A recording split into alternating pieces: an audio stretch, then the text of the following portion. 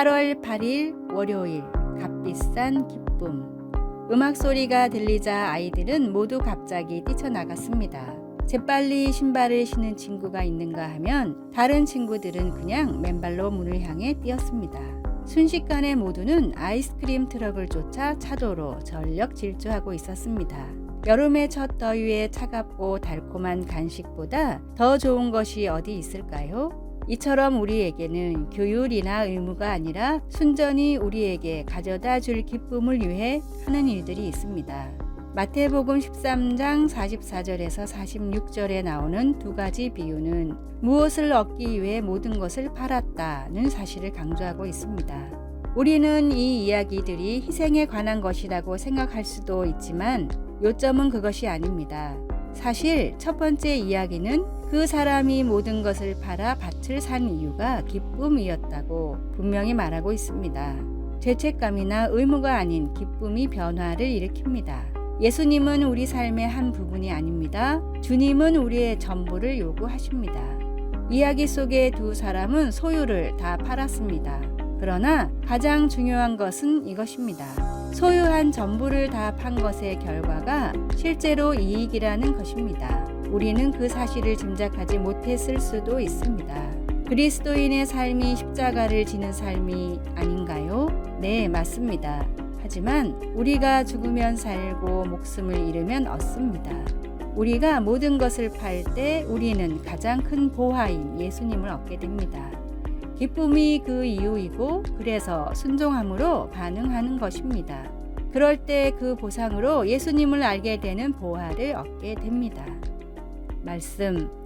사람이 이를 발견한 후 돌아가서 자기의 소유를 다 팔아 그 밭을 사느니라. 마태복음 13장 44절. 찬송 94장. 주 예수보다 더 귀한 것은 없네. 기도. 예수님, 제 눈을 열어 예수님이 보화라는 것을 알게 하소서. 제 마음을 참되고 한결같은 기쁨의 근원 되시는 주님께로 향하게 하셔서 언제나 주님께 고정시켜 주소서. 모든 것을 주님께 드릴 수 있도록 은혜 내려 주소서. 아멘.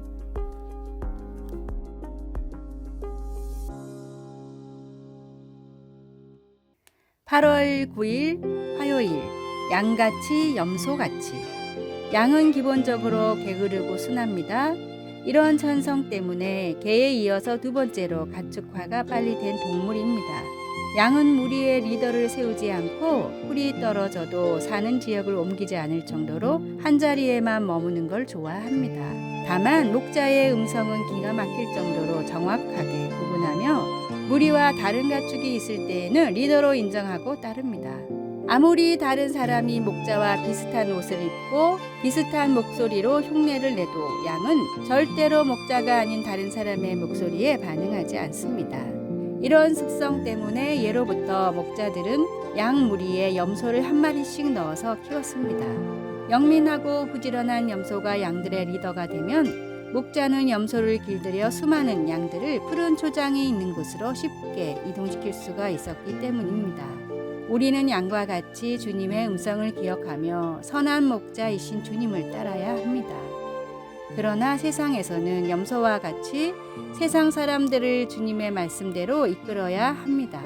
사람들을 주님께로 인도하는 이 중대한 역할은 선한 목자의 인도하심을 받는 우리가 해야 할 마땅한 일입니다. 양과 같이 주님을 섬기며 염소와 같이 사람들을 선한 길로 이끄는 지혜롭고 순결한 그리스도인이 되십시오. 오늘의 말씀. 문지기는 그를 위하여 문을 열고 양은 그의 음성을 듣나니 그가 자기 양의 이름을 각각 불러 인도하여 내느니라. 요한복음 10장 3절. 오늘의 찬송 329장. 주 날 불러 이르소서. 오늘의 만나. 주님, 선한 목자이신 주님의 음성을 구별하는 지혜로운 양이 되게 하소서. 나는 양에 속하는지 염소에 속하는지 혹은 갈팡질팡하고 있지는 않습니까?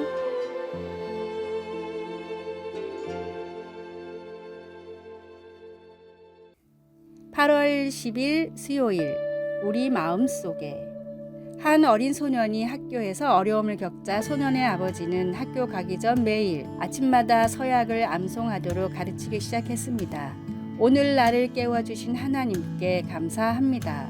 나는 배우고 하나님께서 세워주실 지도자가 되기 위해 학교에 갑니다. 그 서약은 아버지가 아들로 하여금 인생에서 피할 수 없는 도전을 대처하는 데에 도움이 되기를 바라면서 생각한 한 가지 방법입니다. 이 아버지는 아들이 서약을 기억하도록 도와줌으로써 어떤 면에서는 하나님이 광야에서 이스라엘 백성에게 명령하신 것과 유사한 일을 행한 것입니다. 이 말씀을 너는 마음에 새기고 내 자녀에게 부지런히 가르치라. 신명기 6장 6절에서 7절. 광야에서 40년을 방황하고 난 후 이제 이스라엘 다음 세대가 약속의 땅으로 들어가려고 하고 있었습니다. 하나님은 그들이 하나님께 집중하지 않고는 성공하기가 쉽지 않을 거라는 사실을 아셨습니다. 그래서 하나님은 모세를 통해 그들에게 하나님을 기억하고 순종하도록 권고하셨고 그들의 자녀들이 하나님을 알고 사랑할 수 있도록 집에 앉았을 때에든지 길을 갈 때에든지 누워 있을 때에든지 일어날 때에든지 자녀들에게 하나님의 말씀을 이야기해 주라고 하셨습니다. 우리 또한 날마다 하나님께 감사하는 마음으로 살면서 성경 말씀이 우리의 마음과 생각을 이끌어 주도록 서약할 수 있습니다. 말씀, 이 말씀을 너는 마음에 새기고 내 자녀에게 부지런히 가르치며 신명기 6장 6절에서 7절. 찬송 200장 달고 오묘한 그 말씀. 기도, 사랑하는 하나님, 매일 새로운 날을 주시니 감사합니다. 제 마음과 생각 속에 하나님의 지혜를 지닐 수 있도록 도와주소서. 예수님의 이름으로 기도합니다. 아멘.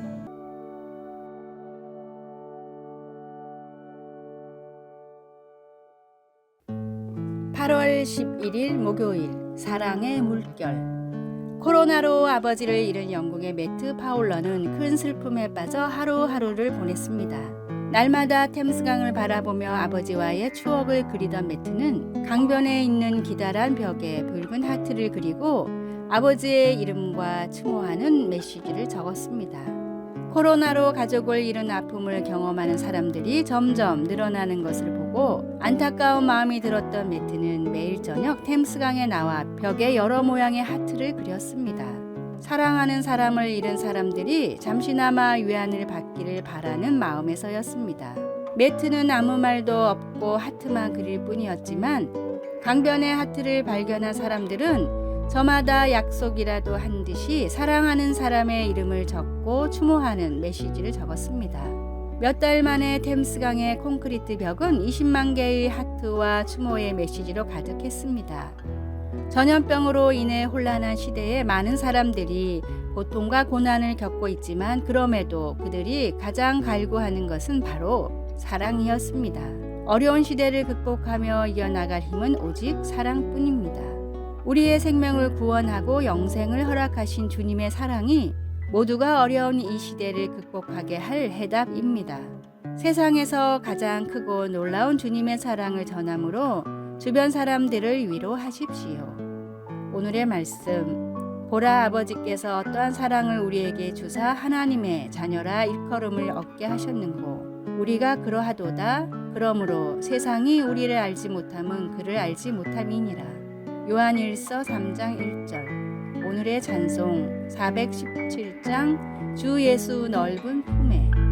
오늘의 만나, 위로가 필요한 사람들에게 주님의 사랑을 전하게 하소서. 위로가 필요한 사람들에게 주님의 말씀으로 사랑을 전합시다.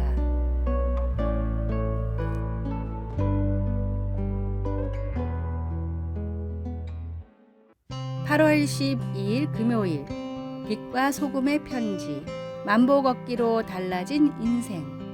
저는 운동을 즐기는 편이 아닙니다. 속마음을 털어놓으니 기분이 좋아집니다. 운동 습관을 유지하기 위하여 어떻게든지 노력해 보지만 저의 건강 목표를 방해하는 것들이 늘 생기게 마련입니다. 부상을 입거나 날씨가 흐리거나 약속이 생기거나 어떤 날은 피곤합니다. 그리고 2-3주 후에는 운동할 흥미를 잃어버리고 맙니다. 사실 저는 이것저것 안 해본 운동이 없습니다. 체육관에 가서 이름 모를 운동기구들을 이용하여 운동해 보기도 했습니다. 그러나 이런 노력에도 불구하고 그 어느 것도 꾸준히 할 수 없었습니다. 그러다가 드디어 제 마음에 쏙 드는 것이 있었으니 그것은 바로 걷기 운동입니다. 물론 걷기를 운동이라고 하기에는 좀 부족한 감이 없지 않습니다. 그러나 이것이 건강에 얼마나 큰 유익이 있는지에 대해서는 이야기할 수 있습니다. 8주 전부터 하루에 1만 보를 걷기 시작해서 지금도 계속하고 있습니다. 점점 더 강해지고 있습니다. 저 역시 스스로에게 놀라고 있습니다. 짐을 나르거나 몸을 많이 사용하는 직업을 가진 사람들은 1만 보 걷는 것을 그리 큰 육체적 활동으로 생각하지 않을 수도 있습니다. 하지만 하루 5시간 내지 8시간 사무실에 앉아서 일하는 저에게 1만 보는 대견한 일이 아닐 수 없습니다. 왜냐하면 이전에는 2,000보에서 3,000보 정도밖에 걷지 못했기 때문입니다. 아팠던 날이나 결혼식을 빼고는 1만 보 목표를 달성했습니다. 심지어 걷기를 빠뜨린 날도 과거 평균적인 걸음보다 더 많이 걸었습니다. 어떻게 이처럼 변할 수 있었을까요? 그 비밀은 알람이나 종소리, 깔끔한 달력이나 어플, 혹은 자기 개발에 대한 강의나 온라인 강좌가 아닙니다. 지속적으로 계속 유지할 수 있는 비결은 우리가 하는 것을 그저 즐기는 겁니다. 물론 하고 싶은 모든 것을 즐길 수 있는 것은 아닙니다. 그렇지만 걷기가 생활 습관이 될 때까지 억지로라도 계속해야 합니다. 그러다 보면 그 시간엔 자동적으로 걷기 위한 외출 준비를 하고 있는 자신을 발견할 수 있을 겁니다. 그리고 그 시간을 즐거운 마음으로 기다리게 됩니다. 사랑하는 자여 내 영혼이 잘됨 같이 내가 범사에 잘되고 강건하기를 내가 간구하노라. 요한 3서 1장에서 2절. 아래의 빨간색 글자 구독을 누르시어 더 많은 전도의 열매를 맺으시기를 기도합니다.